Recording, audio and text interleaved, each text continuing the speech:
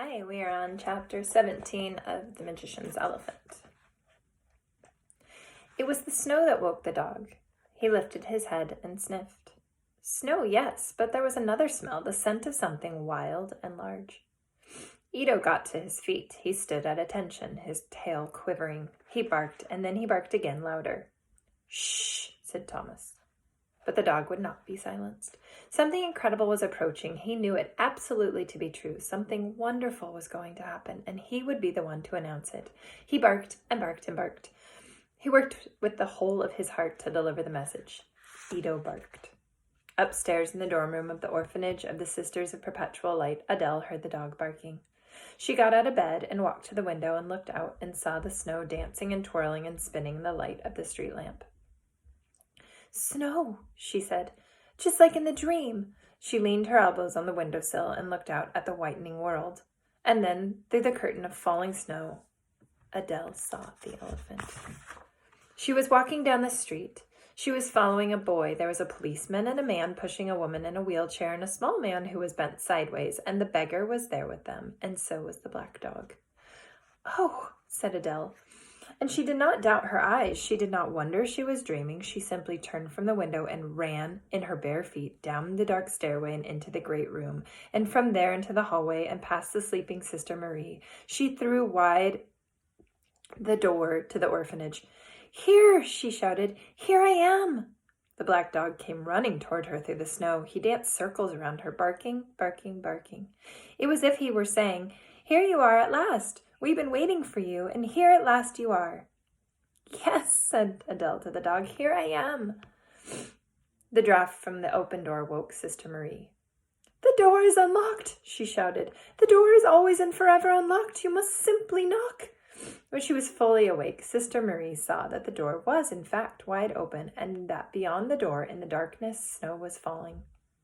She got up from her chair and went to pull the door closed and saw that there was an elephant in the street.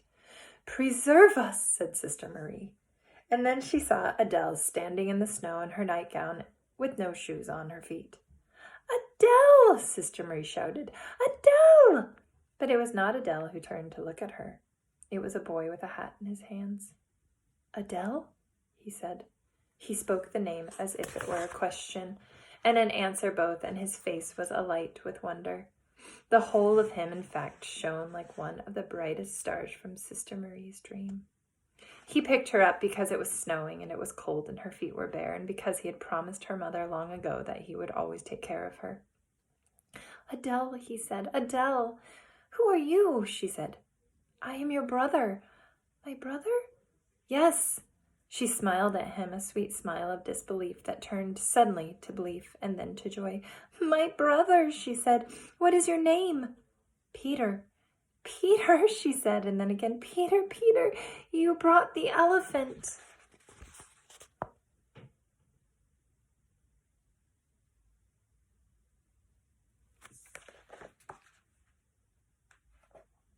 Yes, said Peter, I brought her, or she brought me, but in any case, it is all the same, and just as the fortune-teller said. He laughed and turned. Leo Matinee, he shouted, this is my sister. I know, said Leo Matinee, I can see.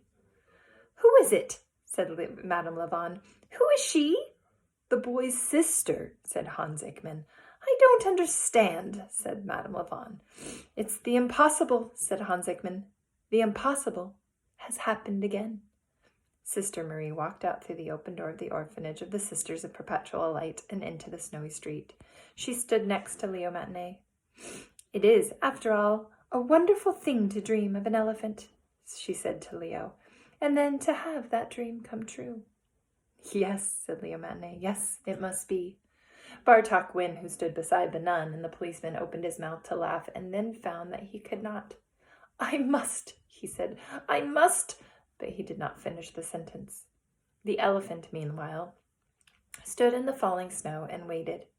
It was Adele who remembered her and said to her brother, Surely the elephant must be cold.